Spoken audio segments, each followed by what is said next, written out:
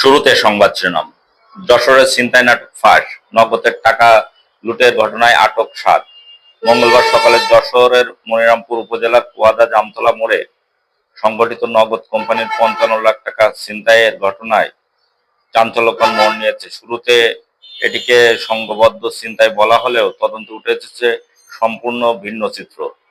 এ ঘটনায় নাটক সাজানোর অভিযোগে গত ২৪ ঘন্টায় অভিযান চালিয়ে নগদে সংশ্লিষ্ট একজন প্রাইভেট কার চালক সহ মোট ৭ জনকে আটক করেছে যশোর জেলা গোয়েন্দা শাখা। তাদের বিরুদ্ধে আইনি ব্যবস্থা নেওয়ার প্রস্তুতি চলছে।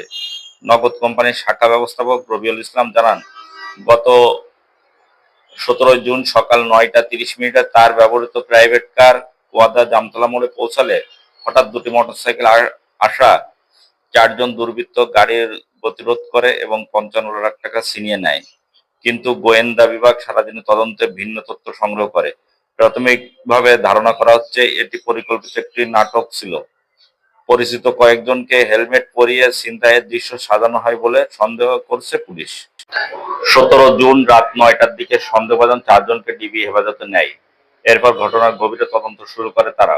বুধবার সকাল ১১টা পর্যন্ত মনিরামপুর ও যশোর শহরে পোস্ট অফিস পাড়া বিভিন্ন এলাকায় অভিযান চালিয়ে মোট ৭ জনকে আটক করা হয়।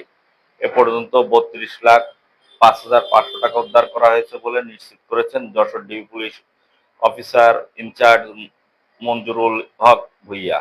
তিনি আরও জানান, বাকি টাকার সন্ধানে অভিযান অব্যাহত রয়েছে এবং আজই প্রেস ব্রিফিংয়ের মাধ্যমে সাংবাদিকদের সামনে বিস্তারিত তুলে ধরা হবে।